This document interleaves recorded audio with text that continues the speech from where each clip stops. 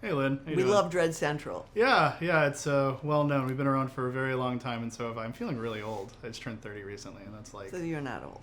But I Trust feel me. that way. You know, it's like I wake up and I'm just like, ugh. Does anything hurt? Yeah, my limbs have started to hurt. You know. All right. Okay. Yeah. But I have the first question I want to ask is when someone writes a horror script, does it just appear on your agent's desk immediately? Like, is there a straight tube? Because you're in like everything now, you know? No, there's no. I mean, basically, a lot of people send it right to me, which my agent is not happy about.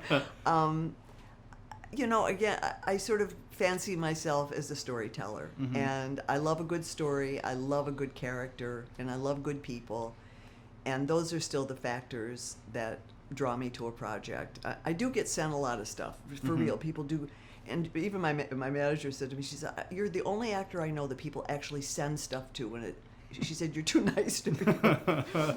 But and you know, then there's always the the contractual elements and stuff. I love horror film. But I love them because the ones I've been involved in, I feel really have good stories to tell. And we're in a world right now filled with horror. Yeah.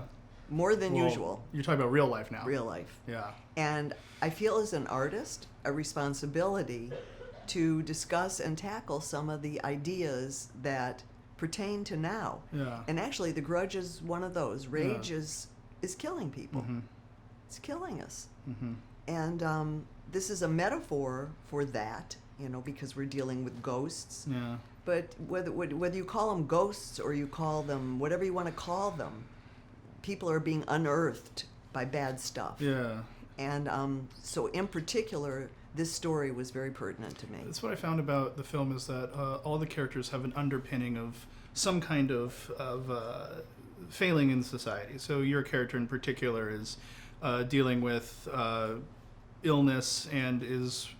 Age and illness, and is the possibility of trying to end their own life, yes. Which is a very...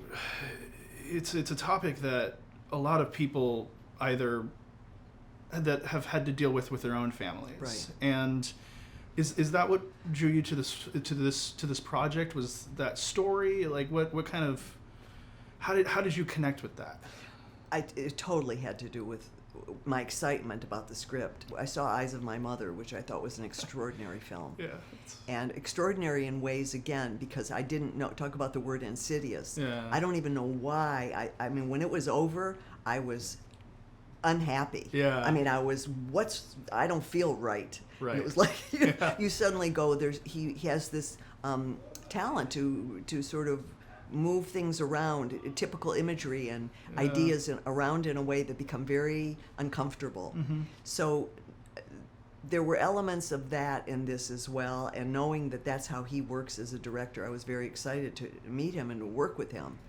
And the story of faith, which you so beautifully, sort of delineated, was again a very powerful story, because people don't want to talk about old age and the fear. No, they don't. And what it is to get old, and how the rage of getting old. Yeah. You know, I mean, who wants to get old? You were Yeah. just talking about it. I mean, who wants to? Well, you got only two choices as far as I know, you know, and I hope I'm 110 and drop dead on set. Did you hear that? Yeah, I feel you. 110 on set. Just put me away then.